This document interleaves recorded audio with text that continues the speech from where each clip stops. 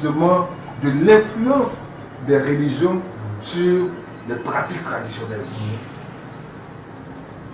Tout ce que vous faites aujourd'hui, que ce soit l'Église, que ce soit l'islam, tout cela est taxé de satanique, de démoniaque. Il semble que c'est le démon que vous adorez qui vous fait faire tout ce que vous faites. En tant que marabout féticheur, qu'est-ce que vous répondez déjà à ça? Bon, je dis à tous ceux qui vont confondre les choses que c'est pas la même chose. Ça c'est récent, mais c'est pas la même chose. Parce que moi-même, je suis ici là, moi je suis musulman. Mais dans ma famille, il y a des chrétiens qui sont dedans. Il y a d'autres, parce que j'ai une grande famille, il y a d'autres qui sont au Ghana, et d'autres qui sont en Côte d'Ivoire. Des chrétiens dedans. Même il y a des pasteurs dedans. Mais eux, les pasteurs avec les pasteurs disaient c'est pas la même chose. Parce qu'on mange ensemble, on fait tout ensemble. Aujourd'hui, il y a des gens qui viennent s'arrêter sur les carrefours pour dire non, nous, les marabouts, nous les guérisseurs, nous on est comme ça, qu'on n'est pas malade, c'est là-bas les médicaments. Moi je dis non. Parce que les blancs même qui ont fabriqué les médicaments, là, quand ils sont malades, ils se soignent avec ça. C'est comme ça. Donc tout cela.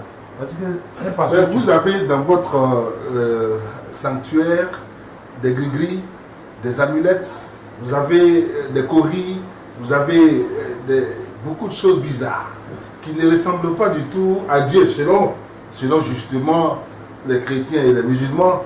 Et ce que vous faites là, justement, d'où tirez-vous la force? Bon. Le pouvoir vient d'où? Les choses que tu vois chez moi ici, là, parce que ce sont mes forces, ce sont mes protections. Un corps habillé, il a ses armes, ce sont mes armes qui sont là. Donc, ce qui est là, même si tu rentres là, que je ne suis pas là, que tu rentres là, tu vas rester là. Tant que tu es là, tu es calé là, tu ne peux pas bouger. Ce sont mes forces qui sont là. Donc, ce n'est pas mauvais. Parce que quand tu prépares les gens là, toi-même, il faut te préparer. Souvent, les gens viennent tenter. Tu vois, non? Moi, je dis aux pasteurs là, les pasteurs qui viennent nous voir, on les prépare. Tu vois, non? On les prépare pour que l'église marche. Attends. Vous préparez les pasteurs. Ça, on a déjà entendu ça, mais en réalité, on n'a jamais les preuves.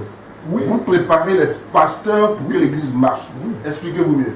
Bon, mais ils viennent nous voir et disent, bon, moi j'ai créé une église, moi je veux qu'il y a du monde, et le monde là, ceux qui travaillent, ceux qui ont les moyens, tu peux donner l'argent. Tout ça, de nos jours, l'église, c'est commerce. Hein? C'est commerce. Quand moi j'enlève l'église catholique, les autres là, c'est commerce. Donc, c'est ce que j'ai dit aux gens. Et les gens sont là, ils sont pressés pour que, par exemple, demain dimanche, et aujourd'hui comme ça même, ils sont pressés comme ça. C'est facile.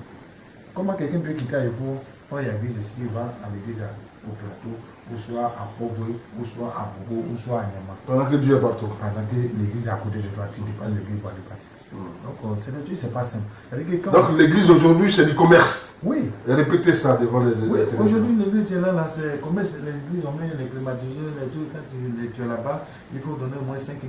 Les 4 000, ça commence à partir de 10 000, 15 000. C'est pas ce que Dieu a demandé.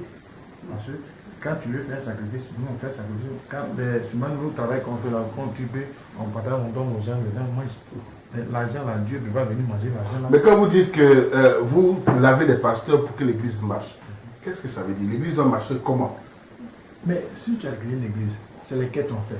Mais s'il y a 3 personnes, que les 3 personnes donnent les 5 000 là, c'est fini. Mais il faut avoir au moins 1000 personnes à 2000 personnes pour que les 5 000 là, ça soit beaucoup. Et vous travaillez à ce qu'il y a plein de monde dans l'église? Oui, c'est ça. Même si tu veux, tu vas créer ton église en brousse, ça va, tu viens me voir. Si moi je regarde ce que j'ai dit là, si on a fait là, vraiment les gens vont, ils ne vont pas comprendre pour aller dans. Est-ce qu'il y a des pasteurs qui viennent nous voir effectivement? Oui, il y a beaucoup. C'est un travail qui s'écrit, on ne peut pas dire les noms. Tu vois, non. Non, ça va, c'est moi je dis, il ne faut pas aussi vont gâter d'autres noms. Parce que tu viens voir quelqu'un pour te préparer, et puis toi tu arrives là-bas, tu dis non, la personne est Satan, la personne est diable. C'est pas bon. Or, c'est lui qui t'a donné la force. Et si moi j'enlève ma force, tu vas faire comment? Il va tomber. Tu vois, souvent il y a des églises qui sont au début, ça va bien. Et puis un coup, ça tombe. Donnez-nous aujourd'hui, parlez tout devant tous ceux qui nous suivent, preuve à l'appui. Comment vous préparez les pasteurs? Est-ce qu'il y a quelque chose que vous leur donnez? Est-ce qu'il y a des mots de pouvoir qu'ils doivent prononcer pour que les gens tombent en transe? Ou alors il y a un fétiche que vous leur donnez, vous enterrez quelque chose dans les églises? Dites tout aujourd'hui devant nos internautes. Non, il y a d'autres qui disent non, moi chez moi, vraiment on ne peut pas enterrer quelque chose là-bas. Là, je fais le médicament, il lave la bouche avec ça, ou soit il lave le visage, ça, ou lui-même il se lave avec ça, ou soit on met le parfum, et puis il fait, et puis le reste, moi je fais chez moi à la maison ici. Donc c'est comme ça que ça se passe. Comme on ne peut pas dire les noms là, voilà pourquoi moi ça me fait mal. Parce que c'est les travaux, on ne peut pas dire les noms. Et tout ça, c'est par le pouvoir de vos génies. Oui. Vos esprits. Oui, ce que vous voyez là-bas là, vos génies là. C'est eux qui donnent le pouvoir aux églises. Oui.